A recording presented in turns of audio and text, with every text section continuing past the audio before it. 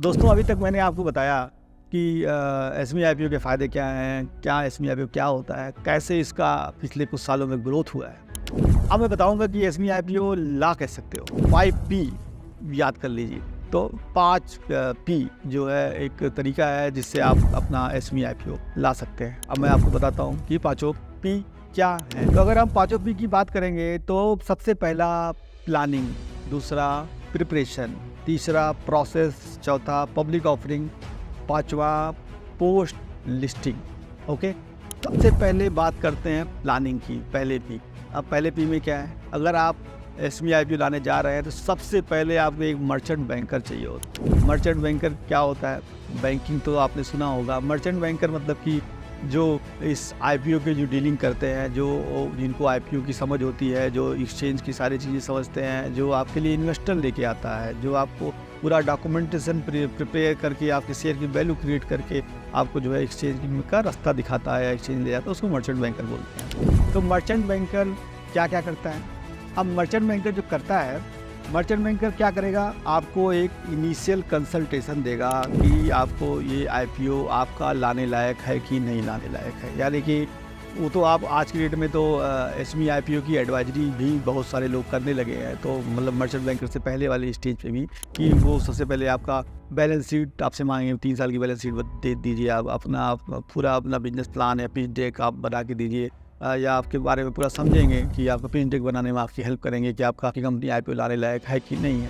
तो उसमें आपका वो सारा फाइनेंशियल बिजनेस मॉडल सारा चीज़ आपका करेंगे। तो उसके बाद फिर वो मर्चेंट बैंकर के पास जाके आपको मर्चेंट बैंकर से कनेक्ट करेंगे। तो मर्चेंट बैंकर फिर आपका एक करेगा, ड्यू डिलिजेंस करता है मर्चेंट बैंकर कि आपका जो कंपनी है वो आईपीओ लाने लायक है कि नहीं है। या क्योंकि क्या होता है, जो आईपीओ जब आता है तो सबसे बड़ी जिम्मेदारी जो होती है वो मर्चेंट बैंकर की होती है। मर्चेंट बैंकर को ही जैसे एक तरह से आप किसी डॉक्टर के पास जाते हैं तो आपकी बॉडी का या आपका जो इलाज होना है अगर सक्सेस नहीं होता तो उसमें उसका नाम खराब होता है डॉक्टर का।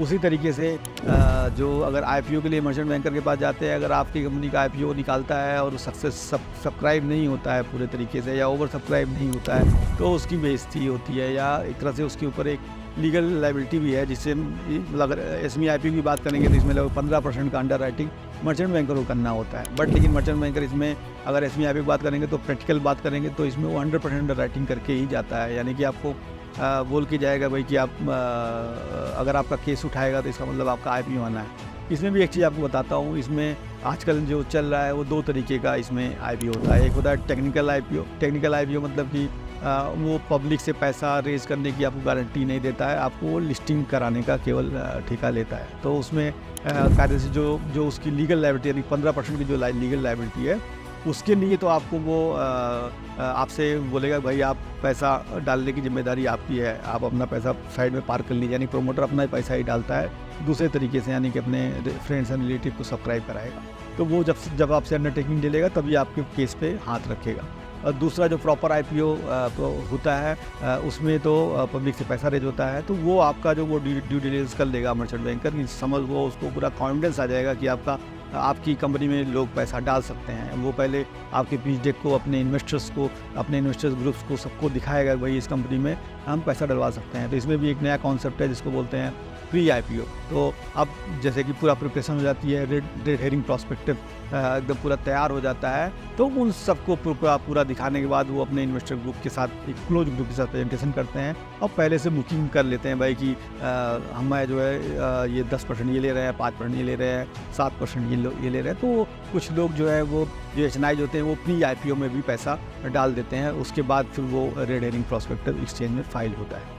तो ये सारी प्लानिंग जो है ये मर्चेंट बैंकर करता है। तो दोस्तों अब ये प्लानिंग के बाद अब प्रिपरेशन का तैयारी होती है, यानी कि प्रिपरेशन की बारी आती है, जिसमें कि वो मर्चेंट बैंकर फिर आपका पूरा रेड हेरिंग प्रॉस्पेक्टस, यानी कि जैसे कि आप देखते हो कि नॉर्मल आईपीओ होता है तो उसमें जो डीआरएच फाइल होता है वो सेबी में फाइल होता है, सेबी से अप्रूवल होता है। उसके बाद आते हैं एसएमई आईपीओ में वो एक्सचेंज में ही फाइल होता है और एक्सचेंज से ही अप्रूवल आता है। तो वो पूरा डीआरएच पूरा बनाएगा आपका मर्चेंट बैंकर, पूरा वैल्यूएशन आपका शेयर का वैल्यू निकालेगा, कितनी वैल्यू होनी चाहिए, कितनी नहीं होनी चाहिए। पूरी प्लानिंग करने के बाद, पूरा सारे डॉक्यूमेंटेशन क्रिएट के बाद वो एक्सचेंज में उसको फाइल करेगा एक्सचेंज। अब एक्सचेंज से अप्रूवल आने के बाद तब उसके बाद क्या होता है, उसके बाद आपका एक ओपनिंग डेट और क्लोजिंग डेट डिसाइड हो जाता है कि आपका इस तारीख को IPO खुलेगा, इस तारीख को IPO बंद होगा। जैसा कि आपको नॉर्मल न्यूज़ में सुनते रहते होंगे कि ये IPO आने वाला है, तो उसके लिए बहुत सारे एडवाइजर आपको बताना शुरू करते हैं कि इसमें लेना चाहिए, नहीं लेना चाहिए, या क्या करना चाहिए उसके बेस पे।